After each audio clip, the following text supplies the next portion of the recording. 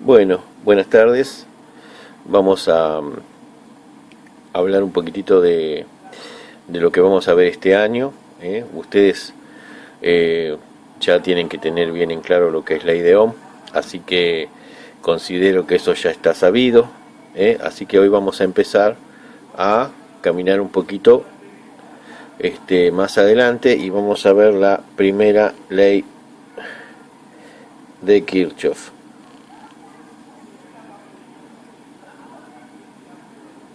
¿Sí?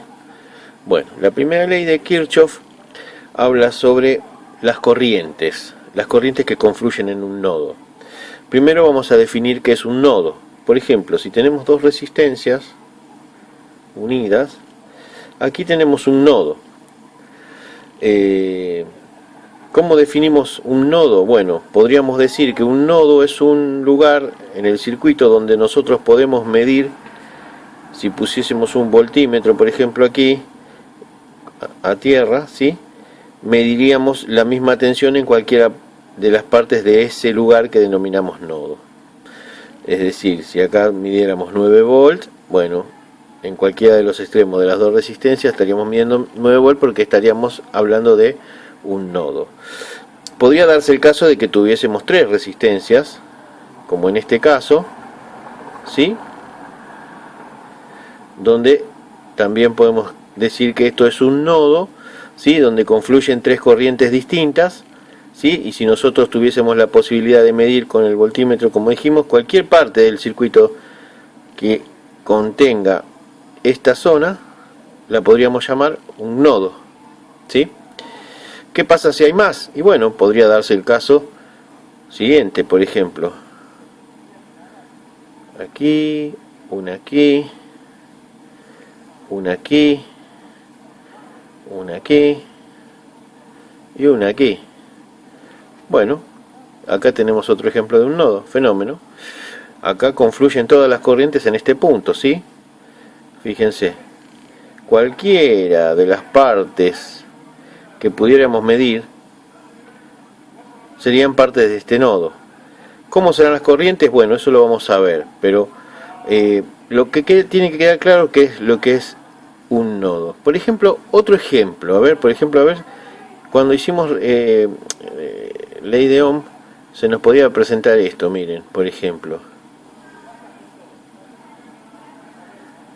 Ahí está, por ejemplo, esta situación. ¿Verdad? Bueno, y tendríamos que calcular las resistencias equivalentes, fenómeno.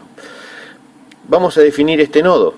Bueno, dijimos que si yo puedo medir en cualquiera de las partes del nodo, voy a tener siempre la misma tensión, ¿verdad? Entonces, si yo mido acá, voy a tener la misma tensión que acá. Pero también voy a tener la misma tensión que acá y acá. ¿Por qué? Porque todo esto es como si fuese un solo punto. Por más de que confluyan distintas resistencias, en cualquier parte de este nodo que yo acabo de marcar, si yo pongo el tester voy a medir la misma tensión. Entonces es fácil decir que un nodo es un lugar donde confluyen todas las corrientes y que yo puedo llegar a medir en ese lugar y voy a tener siempre la misma tensión. ¿Qué pasa con las corrientes? Bueno, lo que dice la primera ley de Kirchhoff es que la sumatoria de las corrientes que confluyen en un nodo es igual a cero.